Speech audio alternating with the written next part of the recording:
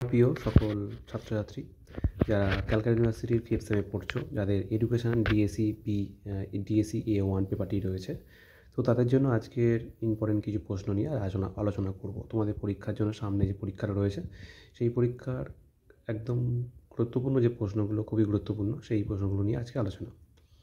তো দেখো, তোমাদের 2 নম্বরে 15টি লিখতে হয়, 10 নম্বরে 3টি এবং 5 নম্বরের 1টি লিখতে হয়।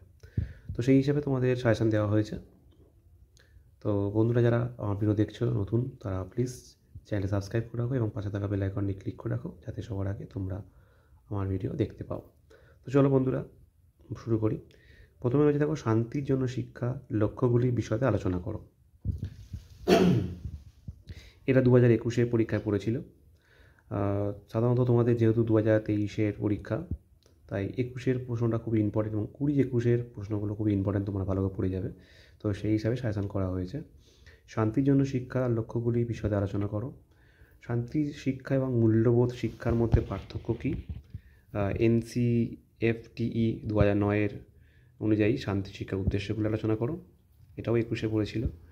শান্তি প্রতিষ্ঠার জন্য শিক্ষা কীভাবে হিংসার মোকাবিলা করে অহিংসা প্রতিষ্ঠা করতে পারে তা ব্যাখ্যা করো। এটাও 2021 পরীক্ষায় পড়েছিল।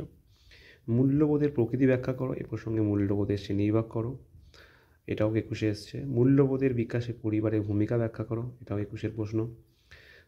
দ্বন্দ্ব নিরসনের লক্ষ্য উদ্দেশ্যগুলি কী কী? মূল্যবোধের শিক্ষা কীভাবে দ্বন্দ্ব নিরসনে সাহায্য করে? এটাও গুরুত্বপূর্ণ প্রশ্ন।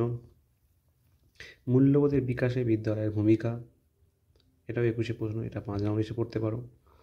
21 শতকে মূল্যবোধের প্রয়োজনীয়তা সম্পর্কে আলোচনা করো। এটা 2020 প্রশ্ন। এটা কিন্তু তোমাদের 2022 আসেনি, তাই এরা 23 জন্য ইম্পর্টেন্ট। দ্বন্দ্ব নিরসনের উপযোগী দক্ষতাগুলির বিকাশ বিদ্যালয়ে কীভাবে হতে পারে সেটা আলোচনা। এটাও 20 সালের প্রশ্ন। শান্তি শিক্ষার অগ্রগতিতে বাধা সৃষ্টিকারী বিষয়গুলি আলোচনা করো। এটাও 20 প্রশ্ন, 20 পরীক্ষায় পড়েছিল। শান্তি শিক্ষা প্রচারে শিক্ষা প্রতিষ্ঠানের ভূমিকা আলোচনা করো।